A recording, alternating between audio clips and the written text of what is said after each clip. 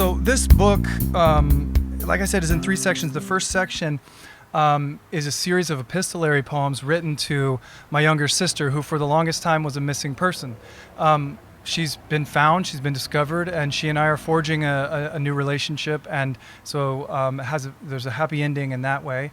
But while I was writing these were one-way letter poems to her, not knowing if I would ever see her again. And she is the Red in these poems. So they're all titled Dear Red. Dear Red, is there a memory of us laughing I can borrow, hold to my ear? Were we rolling? Was it even funny? Did we glimpse our time running thin and just give in to the sounds in our throats? Did you ever hear me lose something profound? A portrait? An explanation? Can you return it? Will you read me the story of the past decade? I'll keep quiet, make us tea, hold my questions. I'd like to tell you I've learned to use language, that I've been spending my time helping people use it. But the fact is, I know as much about these words as I do ants or tiger dentistry, which is to say, I am simply mouth making a donut, amazed I made it to 35 without falling into an open manhole or robbing a restaurant, moving to Denmark, which is to say, I've finally tried to be good. There was a small dog I rescued, scruffy and trusting, dug under the fence, devoured by coyotes anyway. Do you ever feel yourself speeding toward an unscenic ravine, thick with scrub brush, overgrown with heaps of smashed cars? I'll be the big brother here and remind you to be kind to yourself and others if you can. Buckle in. Let the wind make a flailing anemone of your hair. Make what sense you can and know I will see you at the bottom.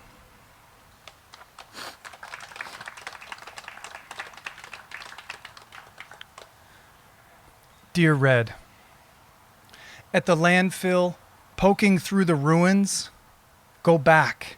This sliver of trash was perhaps a jug carrying milk in its breast like a waiting mother. And further, plastic beads, sweating, losing their shape in a pot of polyethylene soup.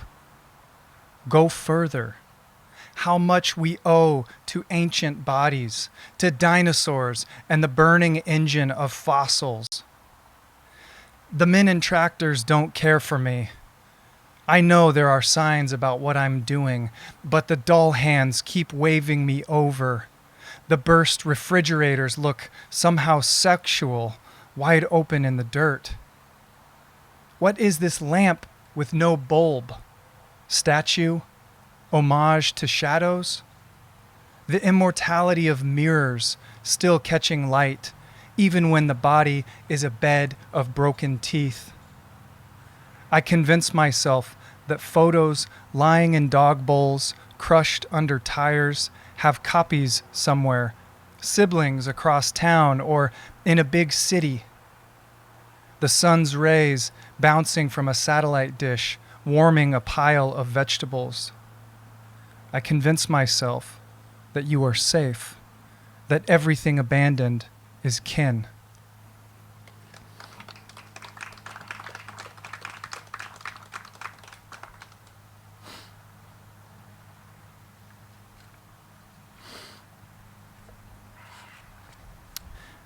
Dear Red, if what we forget says more than what we remember, then we have said much in our forgetting.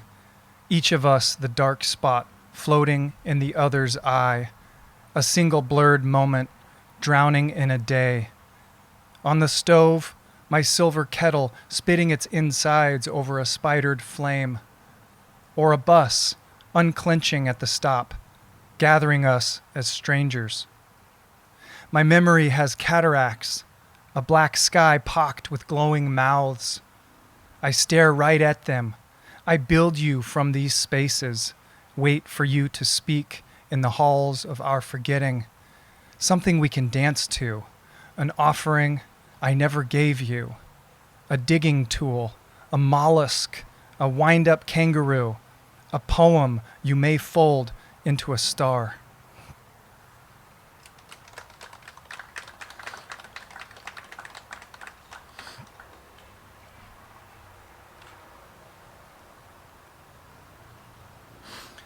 So the first section is the Dear Red section. The second section takes place in Idaho, which is where I did a lot of my growing up and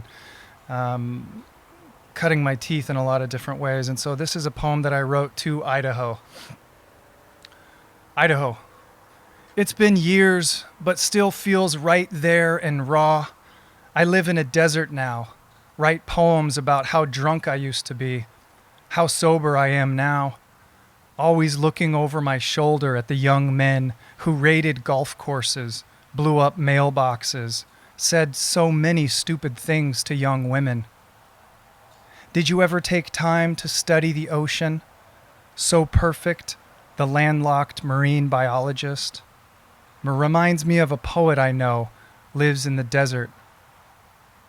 We damn near killed ourselves back then, and sometimes I'm terrified only one of us didn't make it out of our 20s. S lived with an ache, something just outside and burning. Remembered the combo, but forgot the safe. I'm sorry for whatever made him stick a pistol in his mouth and snap a picture. I'm sorry for the way we get what we ask for most when we aren't that articulate. He said the kid was probably mine.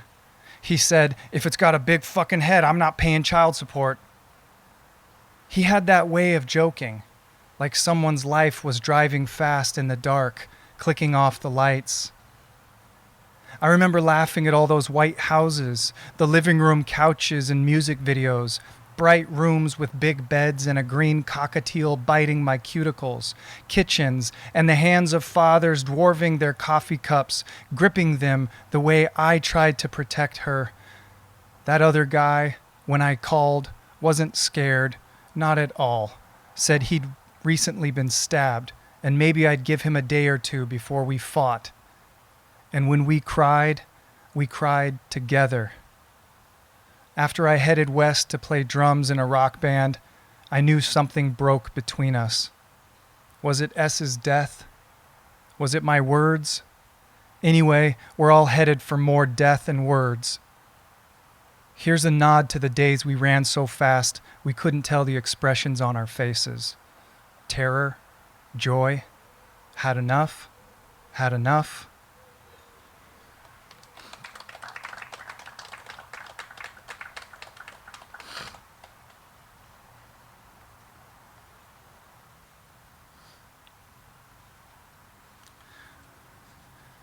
The North End is a neighborhood in Boise that I grew up in. So this poem is called The North End. I cannot say why I thought to rob a car that day. Quick backseat bag snatch, a rummaging through the guts to find college books and a portable CD player, which I kept, tossed the books in a blue dumpster. I'm sorry about it, but my head was a hive. I needed some daily break-in. When I ran from the truck with pints of stolen cookie dough, there was nothing in me shaped like an apology. Crime felt good as nicotine or whiskey's hot snap. Fear was a city of wasps I ran through, toward the naked backs of broken glass minnows, silver in the sun. Fifth floor of a parking garage with a dud TV, size of a fridge. What final words would you think as it tumbled out and down?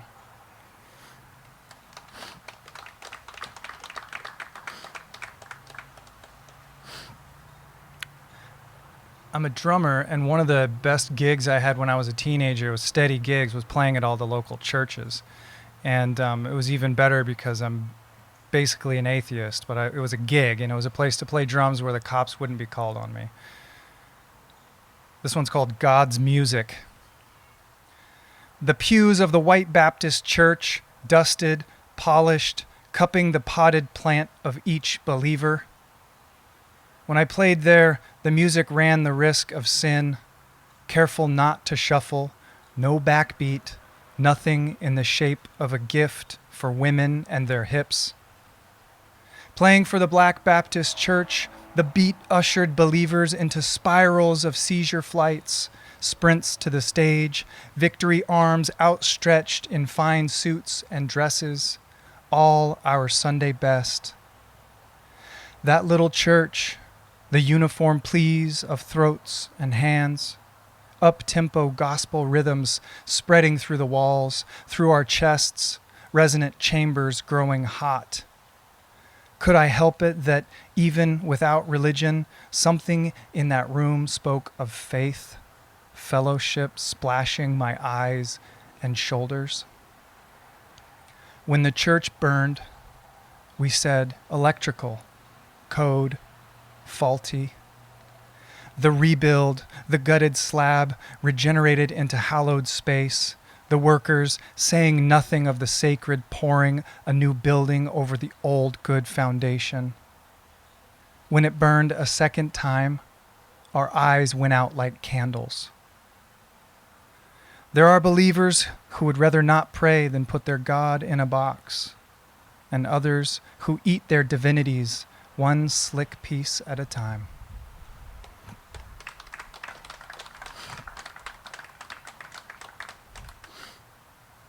So the final section of the book is California, and it takes place, you might have guessed it, in Reno, Nevada. No, in California. And I taught on the Marine base in 29 Palms, which if you haven't been out to 29 Palms, high desert near Joshua Tree, just north of Palm Springs. But we have the largest military base, U.S. military base in terms of square footage or square miles, I guess is how they would measure it, on the planet, is out there. And I taught there for 2 years. It was a really interesting experience, and one that I learned a lot from. I really valued my time there. So this one's called the Marine Corps Air Ground Combat Center. Standing at the front of a classroom, asking Marines to imagine their enemies, single file them according to height, toes on a line, and then just forgive them all. Simple as washing laundry or sweeping a floor, mindless as a chore. What if whatever we cannot say to one another rhymes? And so our pain is cousins, at least. What if fear and hate are simply ideas like elbows or ice cubes? Think melting, tired from bending. Could we drop a claw and snag the worst in us by the scruff or the dimpled skull and simply yank it out? What I know most is hardest to love.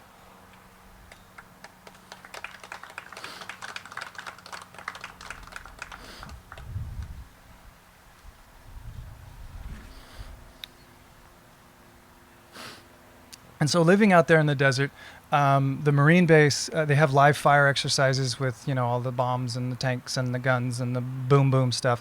And it's all fun for them. Although when I asked them about it, I was like, you guys are having a hell of a time keeping me up. And they're like, we don't like it. We'd rather be asleep too.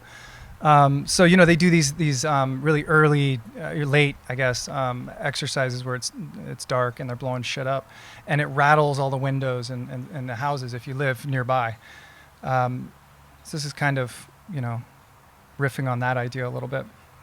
I still like setting fires, and this is inspired by Richard Hugo. I can still hear the M80s of my adolescence, blasting craters at Camel's Back Park, the report of a dry ice bomb concussing the Treasure Valley, all those bombings and fake IDs, conveyor belts loaded with beer. What is it that makes a boy want to destroy a thing entirely? Other boys, I suspect. I lost those friends years ago after a move to Hollywood. I must have seemed austere, or maybe we resent people who strike out blindly with high hopes and a sack of clothes. Whatever it was, I was outside, couldn't smell the gunpowder on my fingernails, or I'd licked it away. I still like setting fires and blasting music, but I suspect I've read myself into obscurity. Now I hear Marines blowing shit up and worry about their fingers. Wonder how long until they throw new fire at the sky.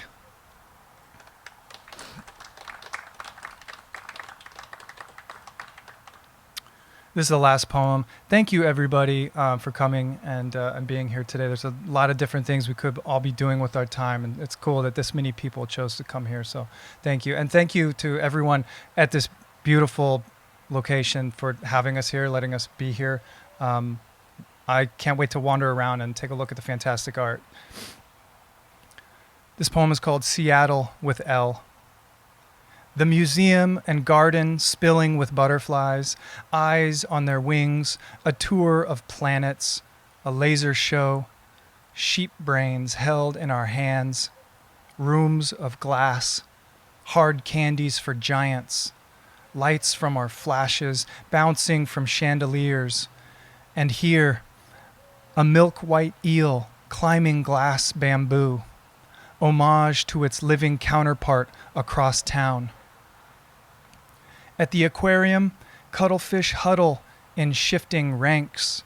A portal rises from the floor, swelling with jellyfish. The city spools out.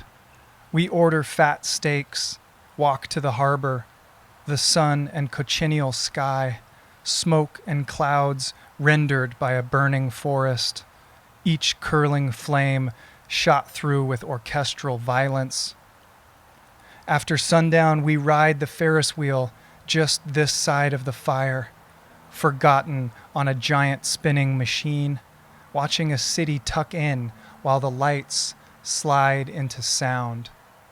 May every turning chamber be one we share. Thank you so much, everybody.